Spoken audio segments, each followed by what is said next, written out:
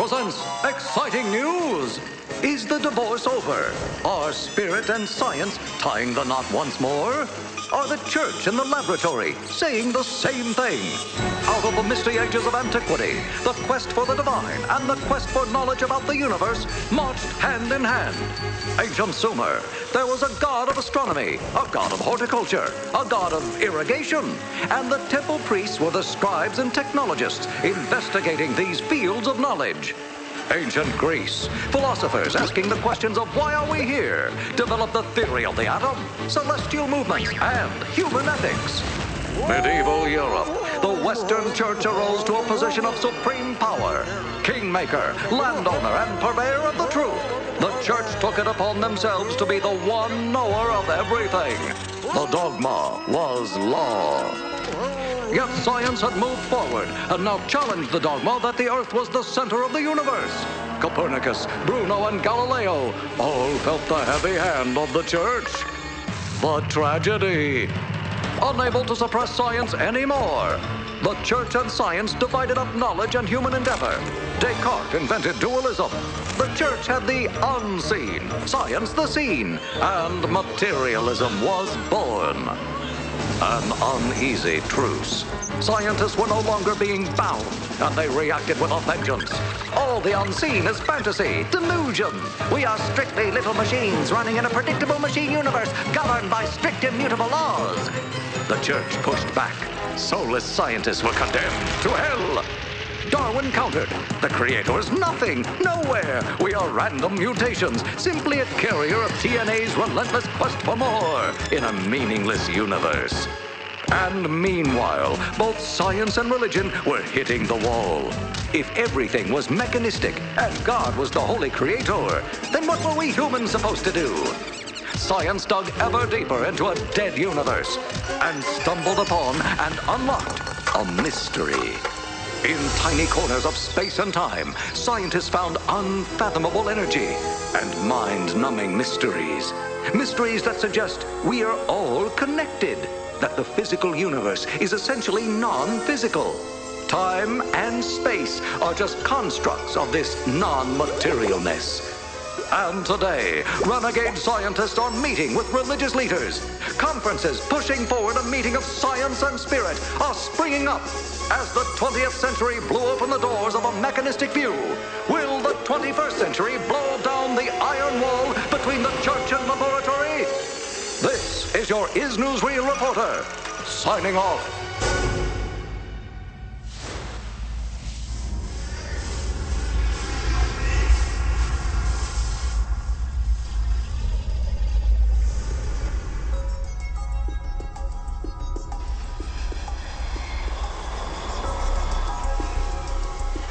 The rabbit hole and how deep and how far we want to go is really how much do you want to discover about your true nature?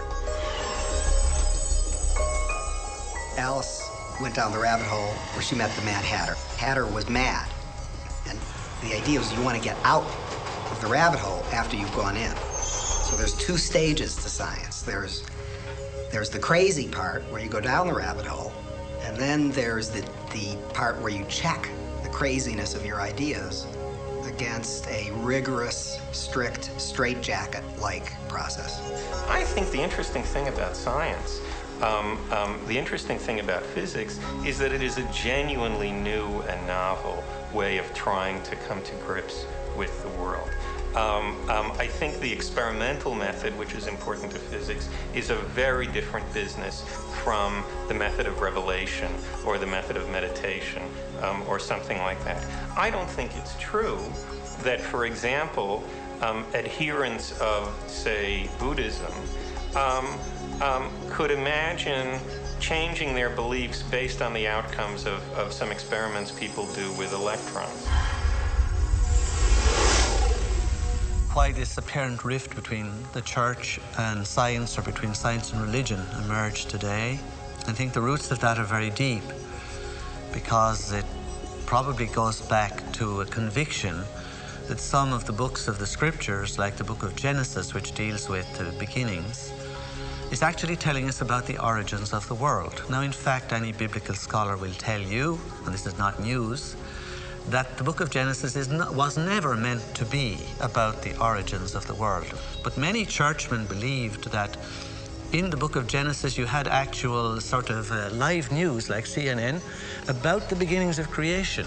And therefore you had many people down through the ages, like the famous Archbishop James Ussher in Ireland in 1650, who calculated all the ages of the patriarchs back along and worked out to his own satisfaction that the creation of the world occurred in the year 4004 BC on the 17th of September at 9 o'clock in the morning.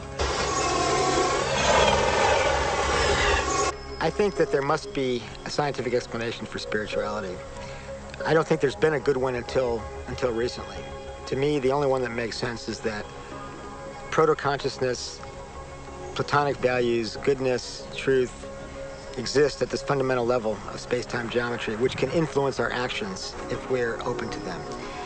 And interconnects us to all other beings, to the universe at large.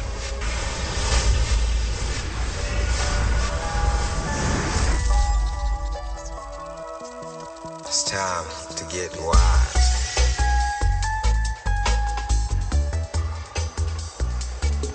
Science creates the stories that we live by.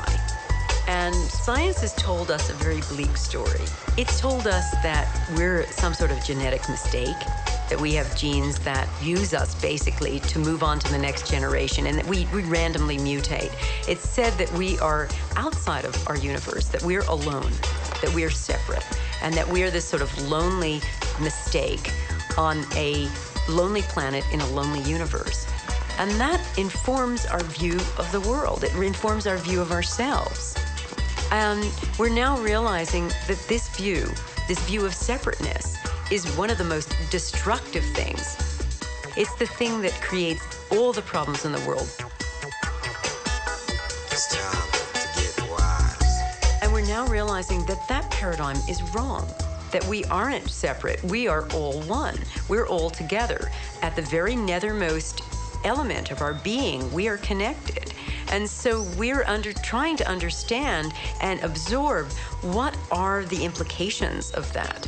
What does this really mean to me in my life? We need a new spiritual milieu. We need a new spiritual way of understanding the nature of what it is to be a human being. Because the old ways, the old mythologies, the old monarchy, king, God, versus the old lawful scientist way of doing everything are dead. They need to be buried. We need a new realm, a new vision. And I think quantum physics, if anything, could help us get a step up in the right direction. I think the key aspect of the new paradigm, at least in medicine, which is my little piece, is that consciousness is real and has an impact. We have to go beyond our senses to create a new paradigm.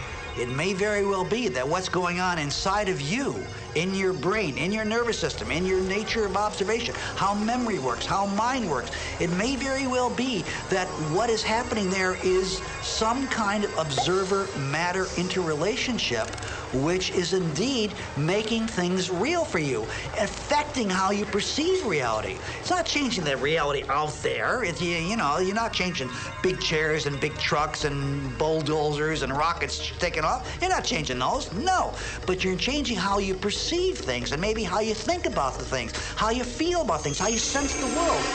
The infinite information that the brain is processing every single second tells us that there's more to the world than we're perceiving.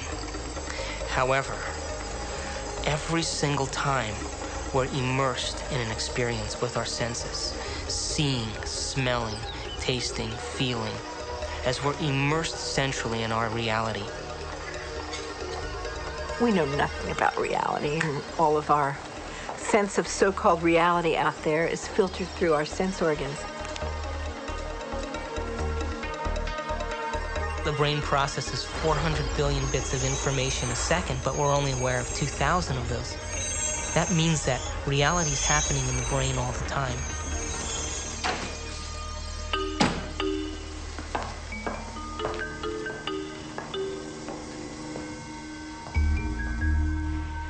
You should try it. How do I know what I'm doing? I and the vase are one. Hey, might help your work too. I lived through my eyes.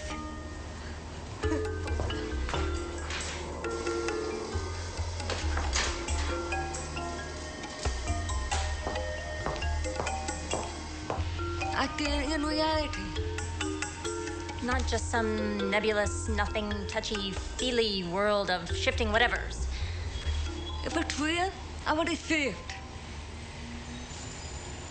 The eyes are, in some senses, a camcorder because they are taking that information and they're storing it, but you're not really able to get it to mean anything until you actually put it all together. So in some senses, it requires the editor's table to really put the whole thing together, to put the movie together of what your life and your world is actually about. If I get out of bed in the morning, okay, and I suddenly decide to take very seriously the claim, which is surely a true claim, that I don't know for sure if my eyes are working correctly, okay?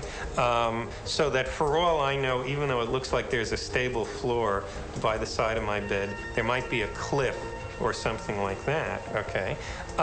If I am unable to order those possibilities in terms of probabilities that I assign to them, then I'm not going to get out of bed. It seems to me I'm paralyzed in the most literal sense of the word, okay?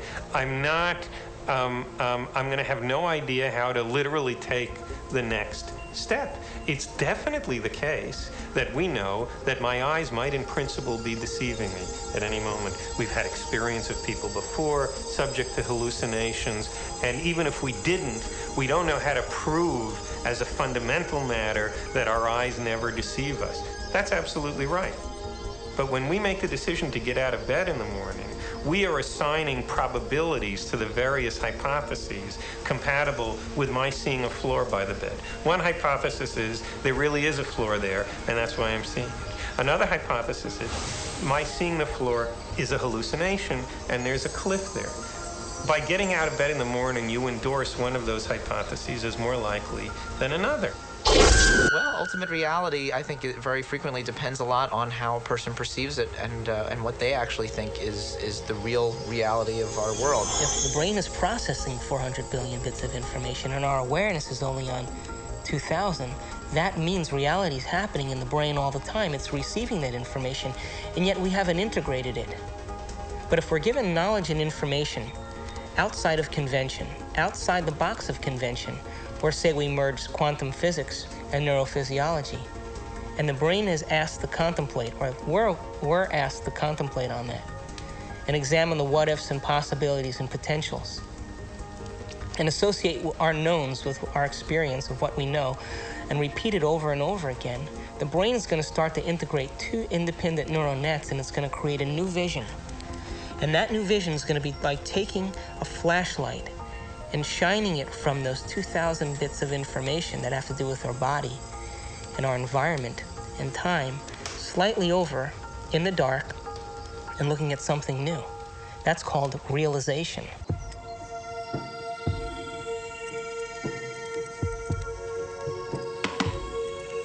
You okay?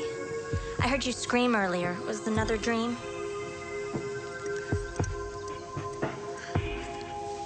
You were an Indian, watching Columbus's ship materialize out of thin air. Wow. And this medicine man kept hitting you. Cool. Hey, maybe it was a past life, or a parallel reality, or a future life. Get weird. Or maybe that dream was trying to tell you the truth. I guess it just depends on what you think is real. Maybe you should try different anxiety pills. My pills are fine, okay? Thank you. Well, I have to go get dressed. I hope you feel better, Amanda.